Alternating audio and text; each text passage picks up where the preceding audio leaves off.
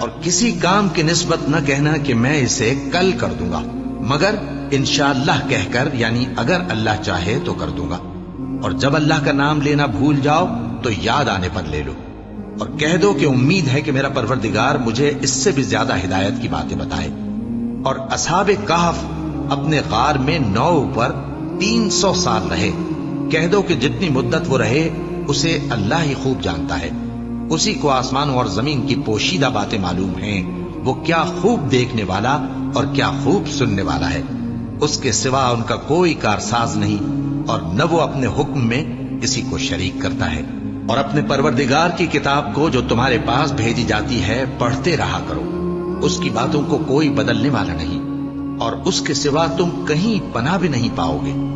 اور جو لوگ صبح و شام اپنے پروردگار کو پکارتے اور اس کی خوشنودی کے طالب ہیں، ان کے ساتھ صبر کرتے رہو، اور تمہاری نگاہیں ان میں سے گزر کر اور طرف نہ دوڑیں کہ تم دنیاوی زندگی کی رونقوں کے خواستگار ہو جاؤ۔ اور جس شخص کے دل کو ہم نے اپنی یاد سے غافل کر دیا ہے اور وہ اپنی خواہش کی پیروی کرتا ہے اور اس کا کام حد سے بڑھ گیا ہے، اس کا کہا نہ ماننا، اور کہہ دو کہ لوگو یہ قرآن تمہارے پروردگار کی طرف سے برحق ہے، تو جو چاہے ایمان لائے اور جو چاہے کافر رہے۔ ہم نے ظالموں کے لیے دوزخ کی آگ تیار کر رکھی ہے جس کی قناتیں ان کو گھیر رہی ہوں گی، اور اگر فریاد کریں گے تو ایسے کھولتے ہوئے پانی سے ان کی داد رسی کی جائے گی جو پگھلے ہوئے تانبے کی طرح گرم ہوگا اور جو ان کے چہروں کو بھون ڈالے گا۔ ان کے پینے کا پانی بھی برا اور آرام گاہ بھی بری۔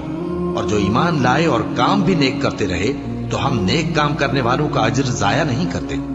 ایسے لوگوں کے لیے ہمیشہ رہنے کے باغ ہیں جن میں ان کے محلوں کے نیچے نہریں بہ رہی ہیں، ان کو وہاں سونے کے کنگن پہنائے جائیں گے، اور وہ باریک دیبا اور اطلس کے سبز کپڑے پہنا کریں گے، اور تختوں پر تکیے لگا کر بیٹھا کریں گے۔